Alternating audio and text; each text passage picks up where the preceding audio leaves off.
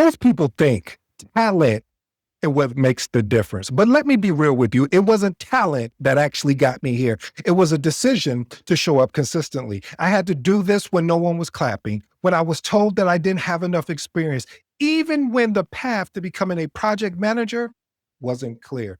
You mind if I share a short story with you? I walked into an interview for my first real project manager role while still working on my master's in project management. I hadn't graduated yet, and I'm not trying to impress you about going after a master's. See, I chose that path because I didn't have enough experience to actually qualify for the PMP exam. And I thought earning a degree would help me break in. You know me, I showed up suited, prepared, and ready to lead. My goal was clear. We must get the title on the project and prove that I was ready.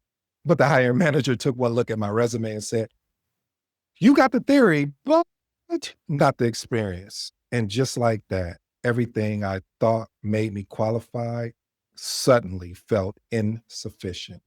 Could have walked away and waited, but that moment gave me something more valuable than any degree or any credential could have given me. And that was clarity. See, what I realized, I wasn't chasing the title. I was chasing the responsibility. I wanted to be in the room, solving real problems, leading real projects. Wait a minute. See, at that point, I felt that I had nothing to lose. So, like I always tell you, family, curiosity as a project manager is key. So I asked him, forget about the PM title. What role would you give me for me to understand the experience I need for the project management role? Meaning, what role would you require that I take in order to get to this particular PM title? That bold question during the interview unlocked something for me to this very day. I am so grateful for. See, that hire manager leaned back and said, honestly, that would probably be a business analyst. Therefore, I found a role as a business analyst. It didn't come with the title I wanted, but it gave me the necessary skill set that I needed. Listen, family, as the saying goes, sometimes the front door is locked, but that doesn't mean you're locked out. Oh, I like that, family, because you have to understand this means you may just need a new set of keys to get in, which brings me to my first principle. When you don't have the experience of a PM, take an alternative route. Principle one, when you don't have enough experience of it as a PM, take an alternative route. See, when you're told you don't have enough experience, that's not a dead end. That's actually a detour. When the PM title isn't the only way in, supporting roles like a business analyst, a project coordinator, or a QA lead can be your actual training ground. Why is this important? See, if you only chase after the PM title, you'll miss the skills, the relationships that you could build along the way. That route may be longer, but it will make you stronger. Experiment with these actionable tips. Position yourself for what I call PM prep. In your resume interviews, highlight how your coordination, your documentation, and team communication directly supported project outcomes. Next one, shadow the PM in your current role. Ask to observe project meetings, offer to take notes, or even follow up on action items. This builds visibility and trust. And the last and final one, keep a win journal. What does that look like? Well, that basically means you're going to track your deliverable, how you led, or even how you even improve. Later, this becomes your project portfolio, even without the official title. Principle number two, outlasting the doubt was the biggest win of them all. See, talent burns bright, doubt burns longer.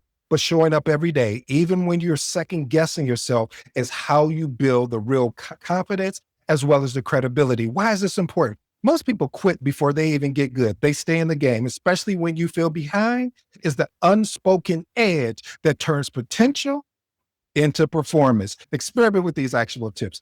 Ask questions that reinforce what you're trying to do. For example, when you say soon, you must follow up. Well, what does that mean? That means you need to ask, what is the date? Next one, use a weekly reflection ritual. That basically means write down what went well, what didn't, and what did you actually learn. Track patterns. This will you'll start seeing actually where your growth is.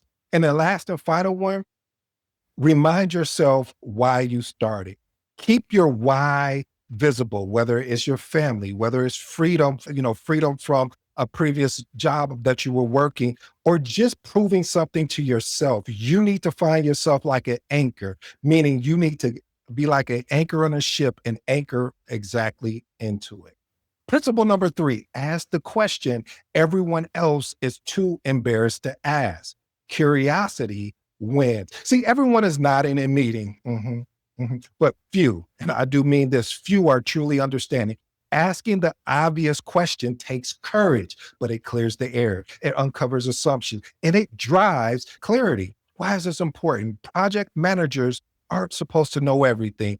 They're supposed to uncover everything. Your job is to dig, clarify, as well as translate. Experiment with these actionable tips. Use framing phrases like, can I clarify something before we move on? Or my favorite, I want to make sure I understand this from a delivery standpoint. Next one, document the answer publicly. You already knew documentation was going to be in here. Recap your question and answer it in a follow-up email or note so everyone benefits from the clarity. And the last and final one, turn questions into a glossary. This is my secret sauce, my secret weapon. So if you're on principle number three, you really got a bonus because you know why I do that? Why I turn my questions into a glossary or even keep a glossary? Because it sets you up for success because you're not having to ask the same thing over and over again. And people, they'll help you once, they'll assist you twice, but the third time coming around, they're going to be frustrated with you. Like, did you not write it down? So anyway, I digress. Back to what we're saying. Build your own reference doc for repeat terms, tools, or business processes you keep encountering. Principle number four, follow up until you get the answer, even if it's awkward. See, chasing down answers isn't pushy. It's actually being professional. Projects stall not because people are malice, but because they're busy. Your job, your duty, your mission is to keep the ball rolling. Why is this important? Consistency and following up signals ownership. It shows stakeholders, project team members, and sponsors you're on top of things, even when they're not. Experiment with these actionable tips. Track waiting on task. What does that look like? Maintain a section in your tracker or notes with the owner, date set, and last follow-up. Next one, use friendly accountability language. You know how that looks. It's just basically like this. Hey, I'm just circling back. Let me know if you need anything from me to move forward on this. And the last and final one, escalate professionally. I want to go deeper on that. Maybe one day I will, but escalate professionally. If it's crucial, escalate through a proper channel, but always give the person a heads up first. I got to say what I got to say. I'll keep it at a very high level. One of the things I've seen, especially my new project managers, where they fail at is they don't give the person that they're about to escalate on a heads up, an opportunity, a chance to course correct. Because when you don't do that, what you create is friction between the individual or the group. And it's easy to course correct that by basically saying, hey, I need to know if you're going to do this because now I have to go to my next step, which is basically escalating.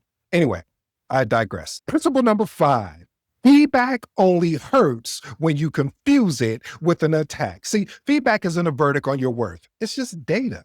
But if you let your ego react before your logic process it, you will lose the lesson. Or to quote Eminem, you will lose control. Why is it important? As a project manager, you will receive feedback from every angle. You got clients, executive, project team members, sponsors. Your ability is to take it without taking it personally is a leadership superpower. Experiment with these actionable tips. Ask for feedback before it's given to you. Create a culture where it's normal to reflect and improve, especially after a project milestone. Next one, pause before reacting. It kind of looks like this, family. Say, thanks for sharing that. I would like to sit down with it and come back with my thoughts.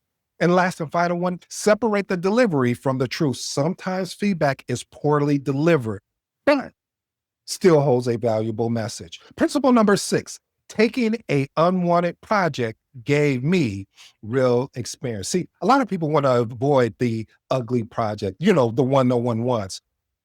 That's where you learn the most. They build resilience, creativity, and resourcefulness fast. Why is this important? See, high visibility, low risk projects are rare. And I do mean it's rare, but you gain the trust by showing that you can navigate ambiguity and fix what's broken and turn chaos into clarity. Experiment with these actionable tips. Turn it into a case study. Document the situation, what you improved, and how, and use it later to showcase your value, or even during your performance appraisal. Next one. Over communicate your wins. When you are leading a overlook initiative, shine light on the progress through weekly updates and visible dashboard. And the last and final one, set boundaries even on low glory type projects. What does that mean? Just because no one else wanted it doesn't mean you have to burn out on it. Principle number 7, you don't need to be technical, but you need to be effective. See, you're not here to write code or configure databases.